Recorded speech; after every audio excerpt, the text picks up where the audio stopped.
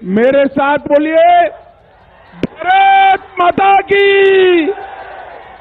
अरे अंत तक बोलिए, एक केसीआर सरकार बदलनी है ना? जोर से बोलिए, बदलनी है ना? बैकवर्ड सीएम बनाना है ना? तो मेरे साथ दोनों हाथ उठाइए, उठाइए दोनों हाथ, विजय के संकल्प की मुट्ठी भींचिए और प्रचंड आवाज से बोलिए, भारत माता की, भारत माता की, भारत माता की। मंच पर उपस्थित श्री ई संपत राव जी, श्री डिंगी करुणाकरण जी, श्री गौतम रेड्डी जी,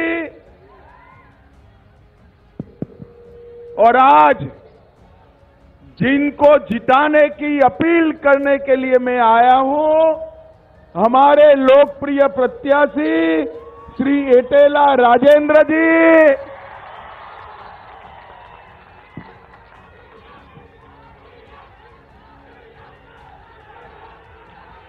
और आज सुनिए सुनिए सुनिए, और आज इतनी विराट सभा में आए हुए मेरे प्यारे भाइयों बहनों माताओं और मेरे जिगर के टुकड़े जैसे युवा मित्रों, आप सभी को नमस्कार। मित्रों, मैं सबसे पहले प्रतिमेगी आंजनेय स्वामी मंदिर में और हनुमान मंदिर में स्थित देवी देवताओं को प्रणाम कर कर मेरी बात की शुरुआत करना चाहता हूं। थोड़ा ट्रांसलेशन करना पड़ेगा, चलेगा? भाइयों और बहनों, मुझे बताओ, 30 तारीख को केसीआर की सरकार बदलनी है ना? जोर से बोलो, बदलनी है ना? केसीआर की सरकार बदलने के लिए कमल के निशान पर बटन दबाना है। दबाएंगे? जोर से बोलो, दबाएंगे? मित्रों, मैं आज कहना चाहता हूं, कांग्रेस पार्टी को वोट मतलब परिवार का सीएम, केसीआर को वोट परिवार का सीएम, बीजेपी को वोट मतलब बैकवर्ड क्लास का सीएम। मोदी जी ने तय किया है कि अगला मुख्यमंत्री तेलंगाना का बैकवर्ड क्लास से होगा। ये भारतीय जनता पार्टी ने निर्णय किया है। मित्रों, इसलिए बीआरएस को वीआरएस देने का टाइम आ गया है। इनकी गाड़ी को गैरेज में भेजने का टाइम आ गया है। मित्रों, आज हजूराबाद में मैं आया हूं। मेरे मित्र और भाजपा के बड़े नेता श्री राजेंद्र को जिताने की अपील करने के लिए मैं आया हूं। एटेला जी ने चुनाव शुरू होते ही मुझे कहा था, आप एक बार आइएगा हजूराबाद। मैंने कहा जरूर आऊंगा। मैं आपके पहले उपचुनाव में नहीं आ पाया था, मगर मैंने कहा था चुनाव के अंतिम दिन आऊंगा और आप सभी को भारतीय जनता पार्टी की ओर से हाथ जोड़कर विनती कर कर एटेला को यहां से जिताने की अपील कर कर जाऊंगा। मित्रों, मैं पूरे तेलंगाना में घूमकर आया हूं।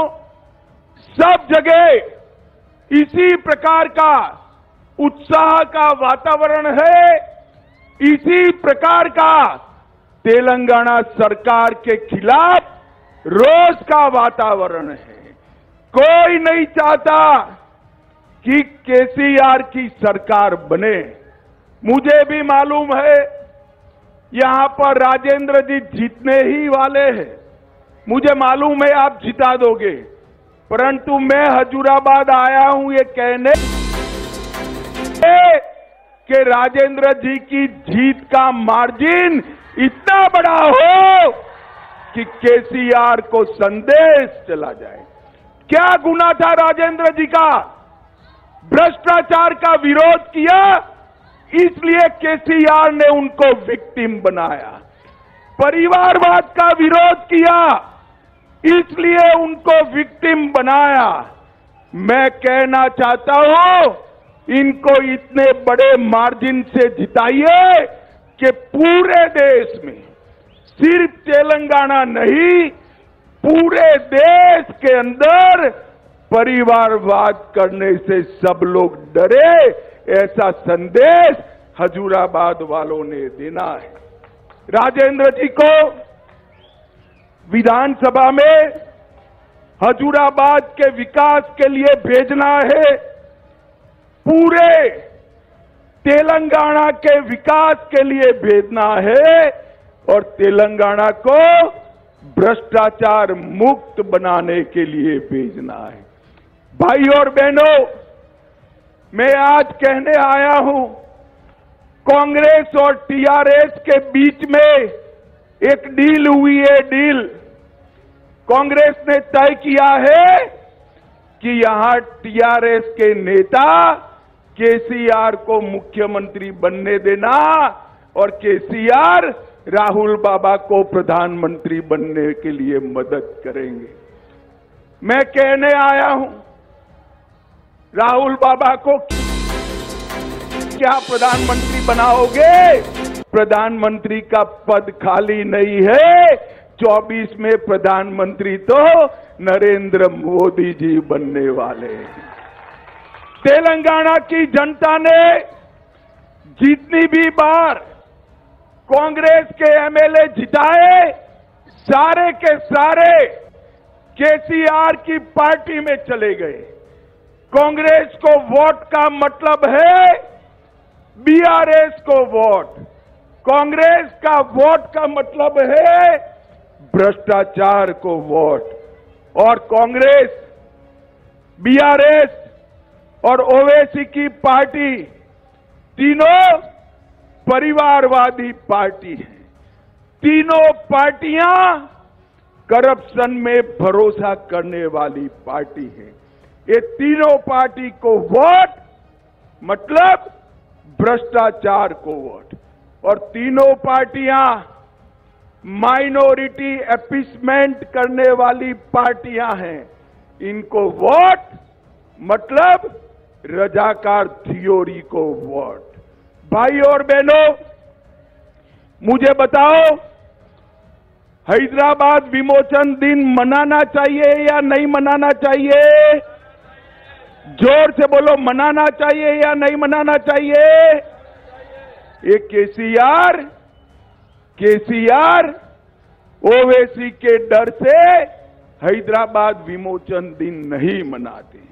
उन्होंने ओवैसी के डर से माइनॉरिटी को 4% रिजर्वेशन दिया है। हम 4% 4% मुस्लिम रिजर्वेशन हटाकर ओबीसी और एसटी का रिजर्वेशन बढ़ाने का काम करेंगे। ओबीसी का रिजर्वेशन बढ़ेगा। मित्रों, मोदी जी ने तेलंगाना के विकास के लिए ढेर सारे काम किए हैं। तेलंगाना को लगभग 7 लाख करोड़ रुपया मोदी जी ने भेजा है। 10 साल तक कांग्रेस की सरकार थी, सिर्फ संयुक्त आंध्र प्रदेश को सिर्फ 2 लाख करोड़ भेजा था। मोदी जी ने अकेले तेलंगाना को 7 लाख करोड़ रुपया देने का काम नरेंद्र मोदी जी ने किया है। भाई और बहनों, हमने तय किया है, अगर भारतीय जनता पार्टी की सरकार बनेगी तो ओबीसी का, बैकवर्ड क्लास का मुख्यमंत्री बनाएंगे।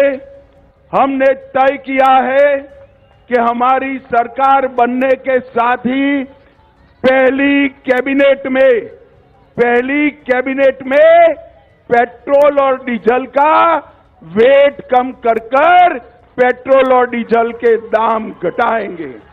हमने तय किया है कि सभी किसानों को 2500 रुपया 2500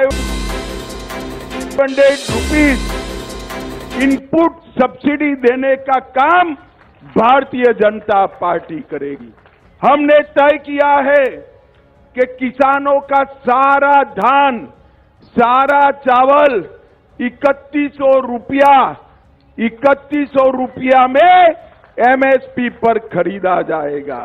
हमने तय किया है हल्दी के लिए राष्ट्रीय हल्दी बोर्ड बनाएंगे।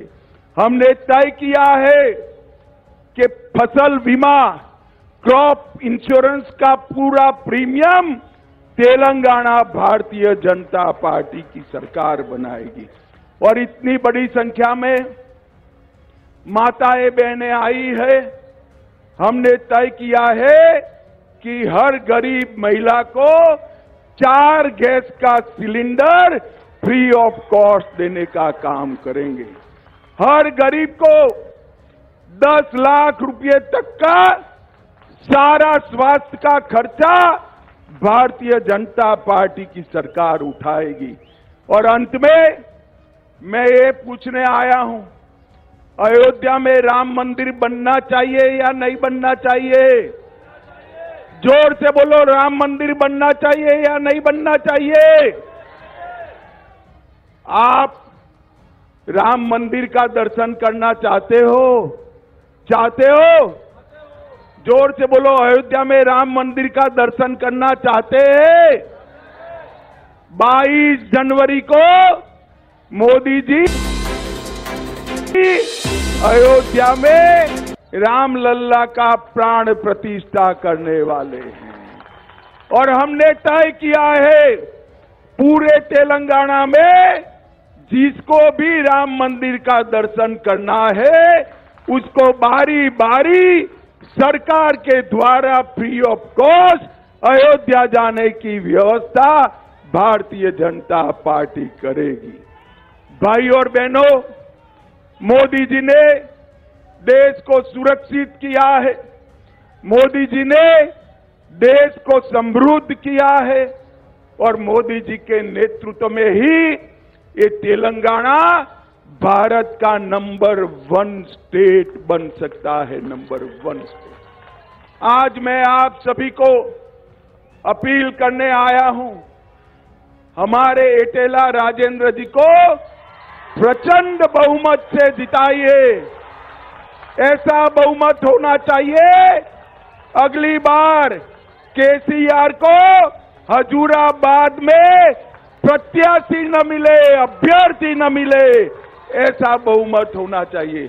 मुझे बताओ, कमल के निशान पर बटन दबाओगे? जोर से बोलो, दबाओगे? भाजपा को जिताओगे? एटेला जी को जिताओगे? और 24 में मोदी जी को प्रधानमंत्री बनाओगे? तो मेरे साथ जोर से बोलिए, भारत माता की, भारत माता की, भारत माता की। वंदे वंदे वंदे।